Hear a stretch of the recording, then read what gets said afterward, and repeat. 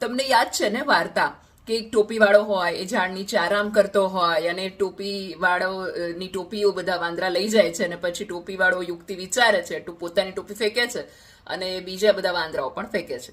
હવે વાર્તા આગળ વધે છે કે ટોપીવાળાનો પૌત્ર પણ આવી રીતે ઝાડ નીચે આરામ કરતો હતો અને એની ટોપીઓ બધા વાંદરા લઈ ગયા. હવે વાંદરા તો લઈ ગયા એટલે એને પહેલાનો ઉપાય જે હતો એ જ અજમાવ્યો, પોતાની ટોપી ફેંકી, પણ કોઈ પણ વાંદરાએ ટોપી ફેંકી નહીં.